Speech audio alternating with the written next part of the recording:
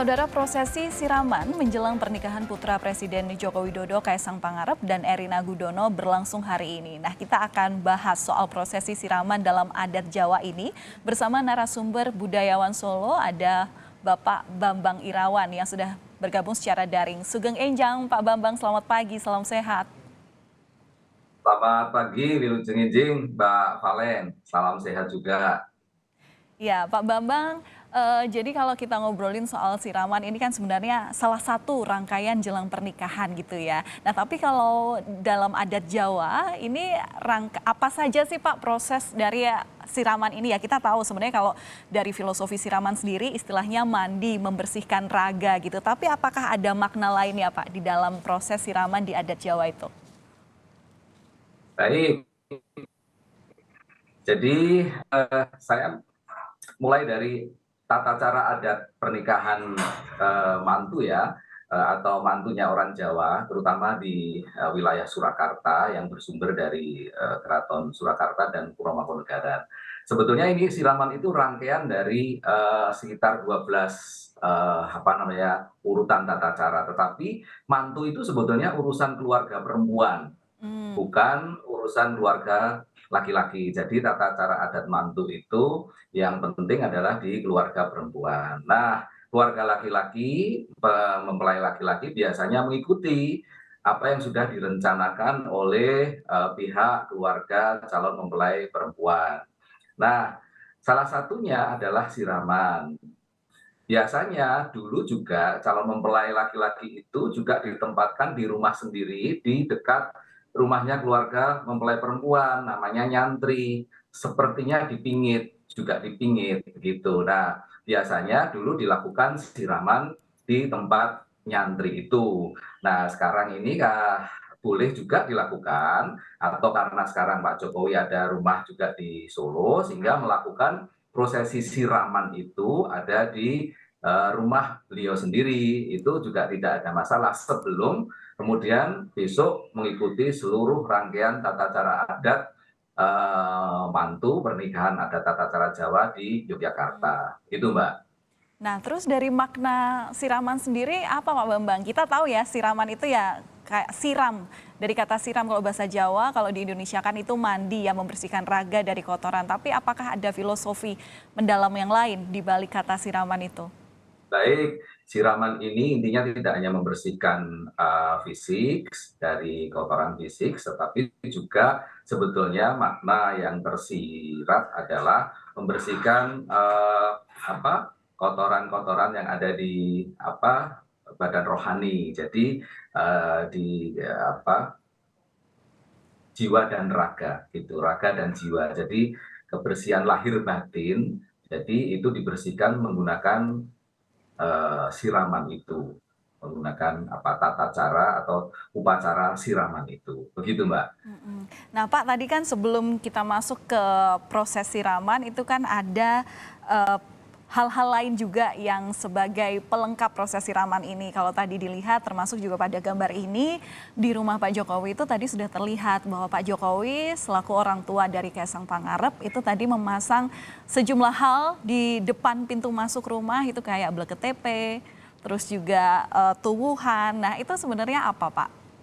Baik, sebenarnya kalau dari keluarga laki-laki itu tidak perlu sekali untuk memasang blek KTP.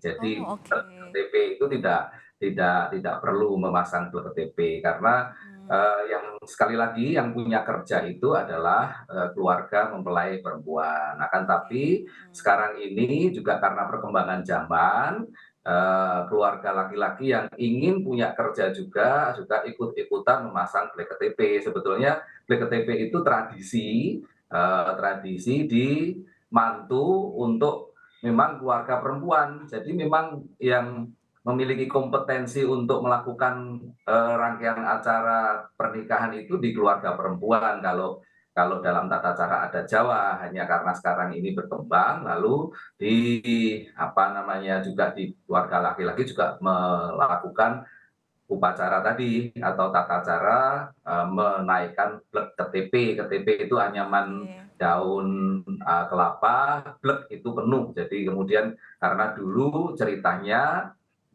ketika Ki Ageng Selo itu Ki Ageng Tarup itu punya kerja, itu rumahnya tidak terlalu besar, maka supaya kelihatan besar, kemudian dan sebagainya dikasih blek KTP itu, anyaman bambu itu penuh jadi blek KTP begitu. Kira-kira begitu. Termasuk tuan. Tuan itu sebetulnya kalau di keluarga mempelai laki-laki itu juga tidak terlalu diperlukan, tetapi memang karena sekarang perkembangan zaman juga kemudian juga di keluarga laki-laki kemudian dipasangi tubuhan, seolah-olah kemudian keluarga laki-laki juga punya kerja. Yang punya kerja itu kalau di dalam tata cara adat Jawa itu adalah yang perempuan. Memang tuan ini mengandung banyak banyak makna yang tersirat dan tersurat di situ. Tuwuh itu tumbuh. Jadi sebetulnya itu perwujudan dari doa agar nanti mempelai berdua itu menumbuhkan generasi yang lebih baik, lebih berkualitas daripada sebelumnya. Begitu, Mbak. Oke, tuwuhan itu tumbuhan apa saja Pak yang ada di dalam tuwuhan yang harus ada di prosesi ini? Oh, Kalau tadi banyak, Mbak. dilihat ini ada kayak pisang raja gitu ya, terus ada apa lagi sih Pak? Ya, itu pisang raja tapi ada ada tuntutnya itu ada yang ujungnya itu, Mbak. Jadi itu melambangkan bahwa pengantin itu diharapkan nanti menjadi kehidupan yang mulia, yang baik serba Layaknya baik. raja gitu ya Tapi Pak ya? kemudian ya dulu kan referensinya selalu hidup enak, hidup nyaman, hidup berkelimpahan itu kan raja. Oleh sebab itu pisang raja. Kemudian tuntut itu untuk lambang kalau bahasa Jawa itu manembah, beribadah. Jadi apapun orang itu memohon kepada Yang Maha Kuasa dengan ibadah untuk agar hidupnya itu nanti serba baik. Begitu kira-kira. Itu yang itu pisang. Ada lagi itu tadi kelihatan Ibu Jokowi masang ada padi ya, dalam bentuk gabah itu padi itu. Nah, padi itu juga lambang dari pangan. Jadi diharapkan nanti pengantin di dalam mengarungi rumah tangga itu tidak kekurangan pangan, selalu terpenuhi. Jadi itu dua ikat biasanya kalau yang di ini. Tidak hanya itu, ada namanya daun alang-alang.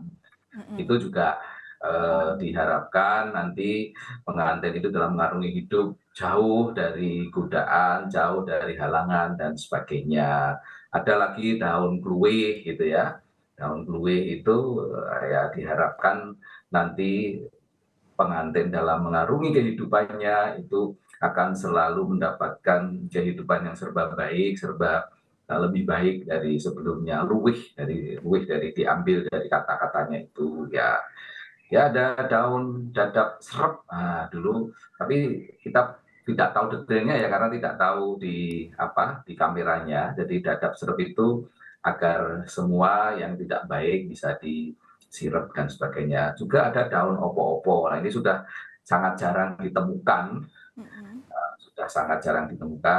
semoga semuanya nanti berjalan tanpa ada aral melintang, tidak ada apa-apa gitu.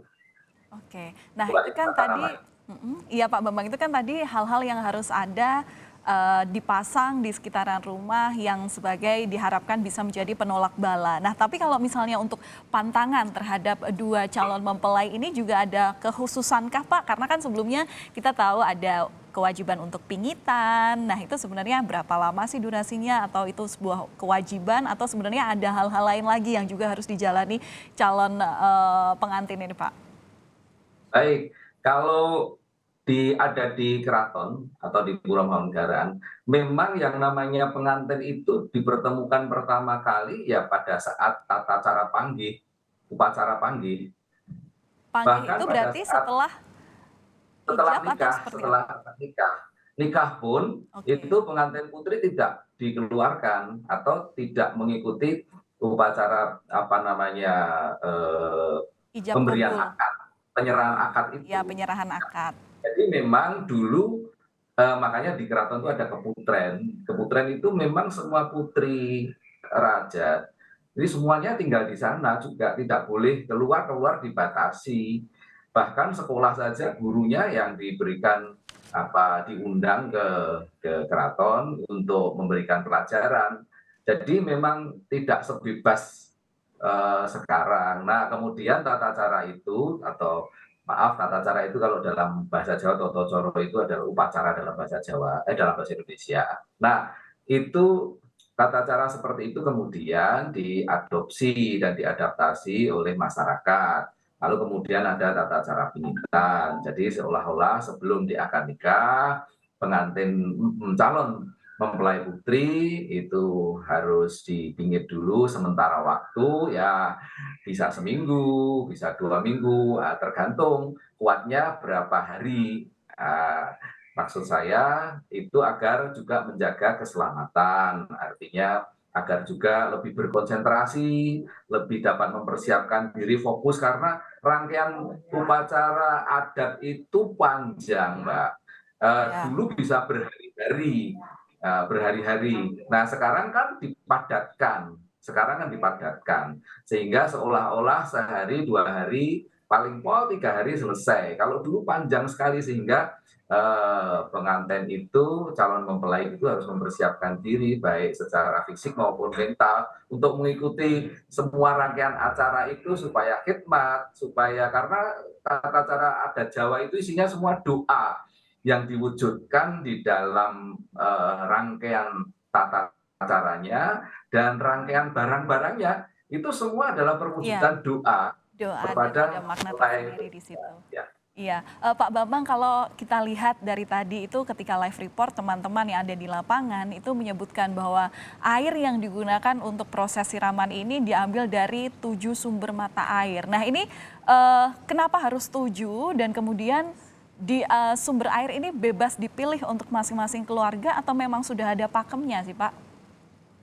Baik, terima kasih. Sebetulnya pakem untuk mengambil 7 sumber itu juga tidak ada benar gitu, Hmm, tidak ada secara tekstual pun juga tidak ditemukan. Cuman kalau di keraton itu ya, di keraton sendiri dari air yang ada sumber di keraton.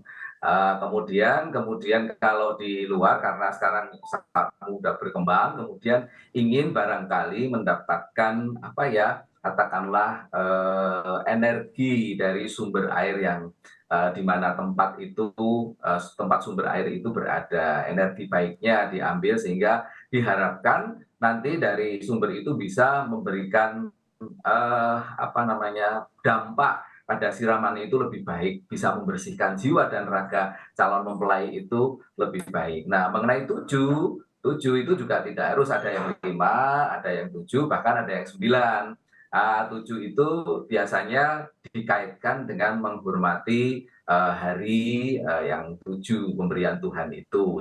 Senin, Selasa, Rabu, Kamis, Jumat, Sabtu, Minggu. Kalau 5 hari pasaran, kemudian oke. pasaran Jawa maksud saya, ada Kliwon, Legi, Pahing, Pon, Pagi. Kemudian kalau di 9 itu lubang yang ada di manusia yang harus selalu dijaga kebersihannya, selalu dijaga kebaikannya dan sebagainya. Jadi ini hanya doa-doa saja agar semua lebih bagus, termasuk pemilihan sumber. Nah, itu biasanya di mana sumber yang dianggap akan memberikan dampak, nah ini dalam tanda petik energi yang baik kepada nanti calon mempelai berdua. Karena Solo dan Jogja ini kan sumber airnya melimpah, Ya. karena di situ ada Gunung Merapi, Gunung Lawu, dan selalu sumber airnya di mana-mana melimpah. Ya, oke. Iya, tentu menarik jika berbicara mengenai adat istiadat pakem yang harus dilakukan oleh keluarga calon mempelai pria dan juga wanita, calon nganten begitu ya Pak Bambang ya. Nanti kita akan bahas lebih lanjut. Pak Bambang, tentu masih banyak hal-hal yang perlu saya tanyakan di sini termasuk juga siapa nanti yang akan melakukan atau yang menyiram memandikan calon mempelai pria dan wanita ataukah ada kekhususan sendiri untuk mereka-mereka nanti yang bisa memandikan calon mempelai ini. Tetap bersama kami Pak Bambang, nanti kami masih akan lanjut Baik, Mbak bersama Valen. Anda. Tetap bersama kami saudara, hanya di Sapa Indonesia Pagi.